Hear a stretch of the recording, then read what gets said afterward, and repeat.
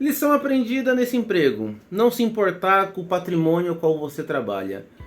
Bom dia, boa tarde, boa noite. Novamente estou aqui no canal Imaginando, contando minhas histórias de trabalhador CLT, né? No vídeo anterior eu contei sobre o meu segundo emprego registrado num ramo varejista, no mercado varejista. O primeiro foi um mercado atacadista, o segundo um varejista. Depois disso, depois de ter ficado 8 meses aproximadamente na segunda empresa, eu fiquei um tempo parado novamente, já tinha terminado de pagar minha moto, dedicando ainda, isso era, vamos ver, eu acho que eu fiquei de 2013 a 2014 na segunda empresa, se eu não me engano. No final de no meio de 2012 eu saí do primeiro, fui pro segundo, fiquei um tempo tal, aí depois que eu saí do segundo eu fiquei um tempo parado. Em 2014 eu tive a primeira experiência numa escala que a gente chama de 12/36. Você trabalha 12 horas e descansa 36. Em outras palavras, você trabalha dia sim, dia não, independente se é sábado, se é domingo, se é feriado, se é Natal, se é Ano Novo. É dia sim, dia não, fixamente. Foi a primeira experiência na minha escala 12/36. O ano era 2014, as contas vindo, né? Por mais que eu já tenha terminado de pagar a moto, tinha comprado, antes da moto comprei o PlayStation 3 na época, depois a moto, fiquei 2 anos pagando, mais ou menos. Ainda assim precisava trabalhar, procurando emprego, não querendo voltar para ramo de supermercado, não querendo não voltar para o comércio. Eu falei, e agora, o que eu faço, né? Vai daqui, vai dali. Eis que me aparece uma oportunidade com um cliente do meu sogro, que o meu sogro tem um bar. Ele era encarregado de uma empresa de segurança onde contratava vigilantes e porteiros.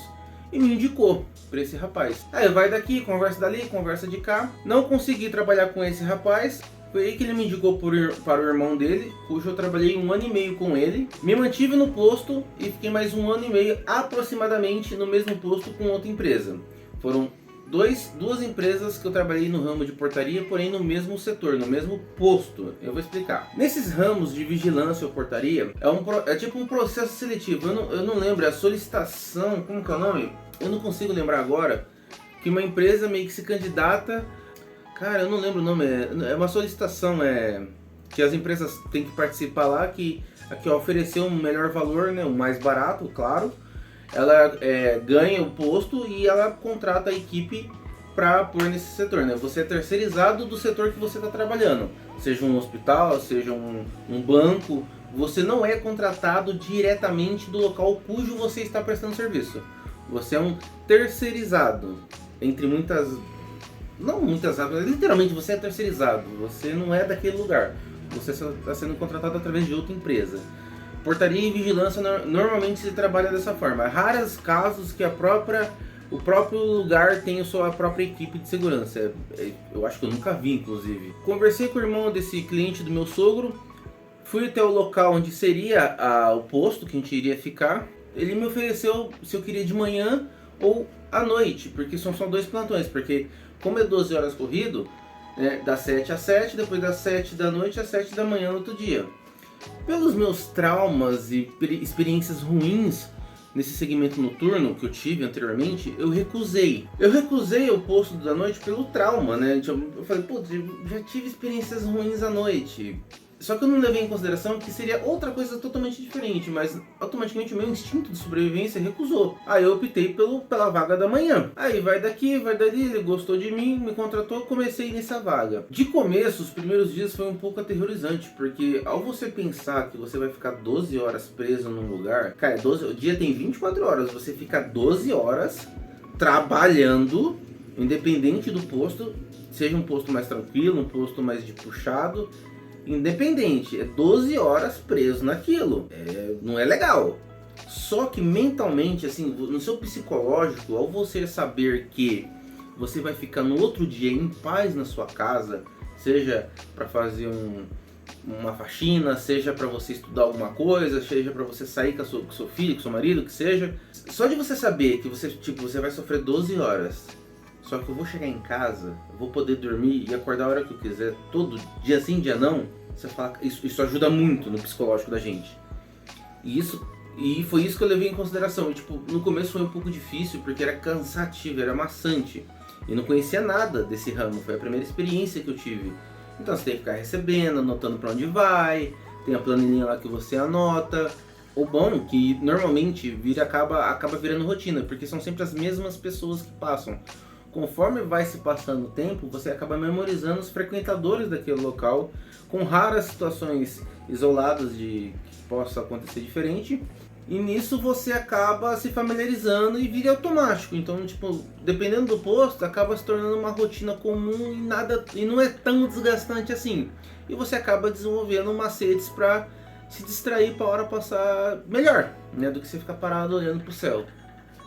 Detalhe, o posto que eu fiquei era no meio do mato, tá? Então tive experiências com animais selvagens, peçonhentos e até alguns pequenos mamíferos cujo um saguezinho lazarento me mordeu já. Eu só não lembro, em um desses dedos, eu só não lembro mais em qual, eu acho que foi nesse. Mas enfim, é isso que fica a lição, não alimentar animais selvagens. Porque você pode tomar muitas picadinhas no bumbum e no braço posteriormente, que foi o que aconteceu comigo. Mas como eu disse antes, eu fiquei 1 ano e meio por essa primeira empresa. Por ser contrato, eles não renovaram. Aí a gente estava trabalhando bem, o pessoal gostava da gente na época. E falou, bom, perdeu o contrato, vamos ter que sair. Falei, bom, lascou, né? O cara liberou a gente, né? O contratante dispensou a gente, fizemos o processo lá. Só que nos foi garantido, nos foi prometido que a próxima empresa que iria assumir o cargo, que ia assumir o posto, manteria a equipe. Então foi aí que eu tive uma férias fake. Foi exatamente 1 mês que eu fiquei em casa nessa época, só que eu não considero uma férias porque eu não tinha segurança total de que eu voltaria a trabalhar após esse mês parado. Então a primeira empresa liberou a gente, 1 mês depois, não acabou dando certo, da empresa recontratar a equipe. Beleza? Voltamos pro posto depois de 1 mês, novo uniforme, tudo bonitinho. Um detalhe importante, nesse posto eu tinha meia cancela. O que é uma cancela? Se você já entrou em qualquer estabelecimento privado, não seja num shopping, seja num condomínio, tem uma ferramenta lá, um dispositivo que é a cancela que, conforme o porteiro ou o vigilante, libera o acesso para você entrar ou não, que é um negócio que uma barrinha de ferro que desce e te bloqueia. Nesse posto que eu tava, era meia cancela, porque a cancela não atravessava a rua inteira, atravessava metade da rua, dando total espaço e liberdade para um carro, moto, passar pelo outro lado assim, no dane-se. Quem era velho de casa, dos médicos e doutores, era uma área de medicina, que eu tava no meio do mato lá, que eu não quero citar o nome por questões óbvias, o pessoal já cagava e andava para aquela cancela, então não respeitava, porque tinha meia cancela, eles podiam burlar o sistema ali e passar, não dane-se.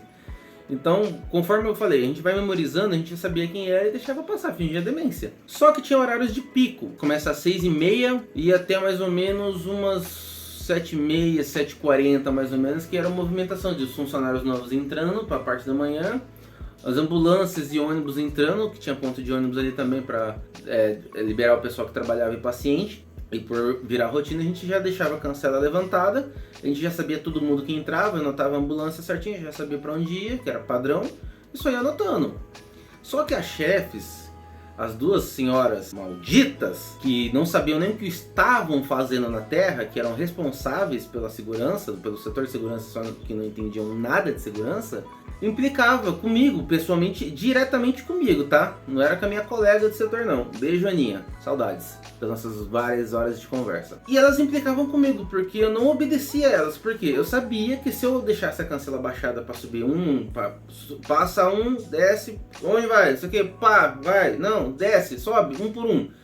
Dava congestionamento e era perigoso, porque o pessoal velho de casa, mal acostumado, vinha no cacete.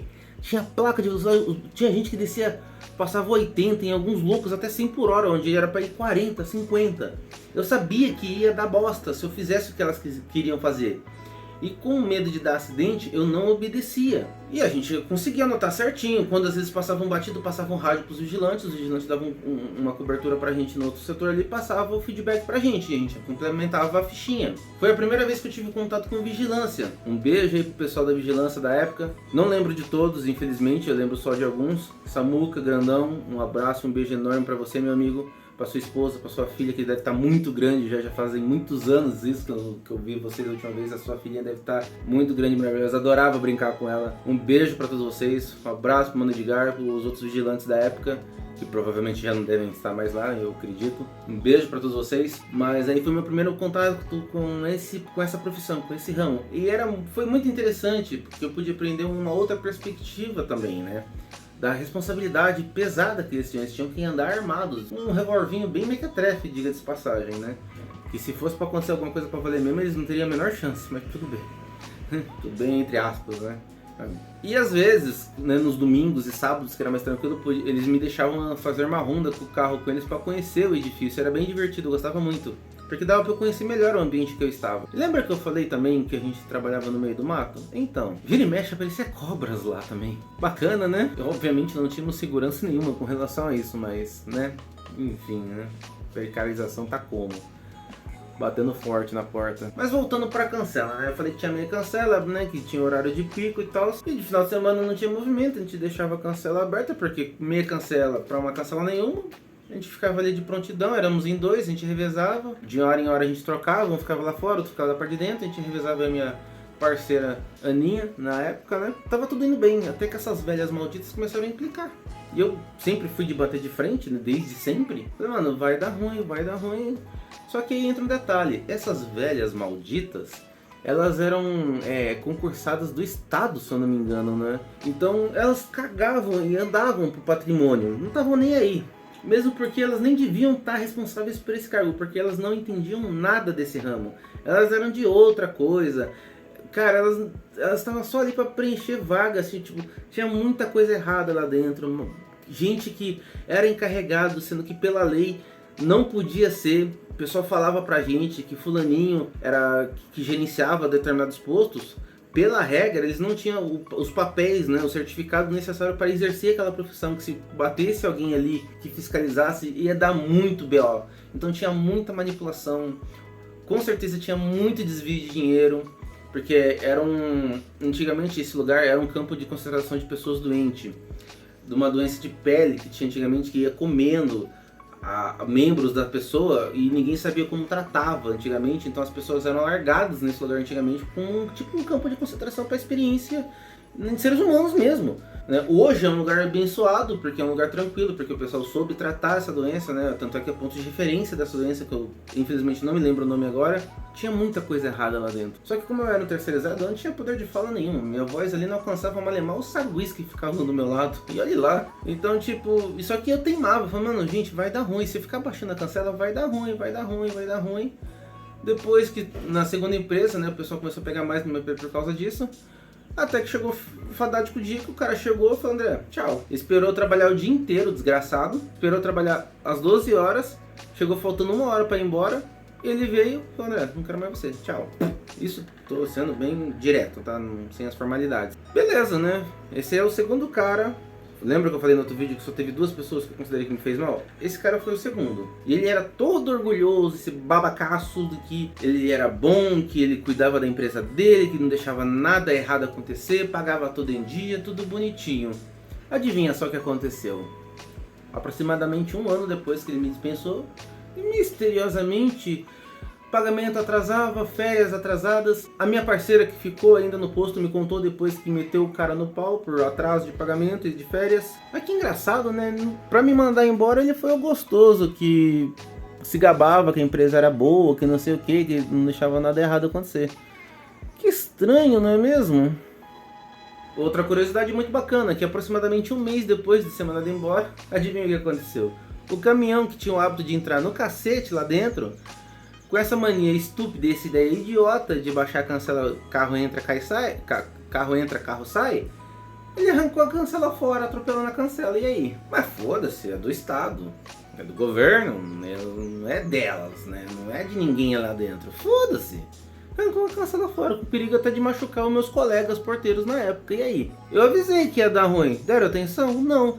Fui mandado embora, porque era bocudo, vamos falar assim. Eu não só não lato, como eu mordo também, se vier provocar.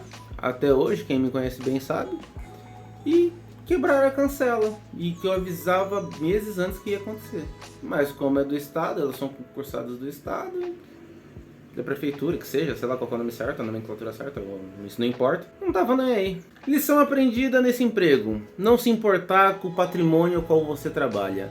É interessante você ter zelo, mas se preocupar não.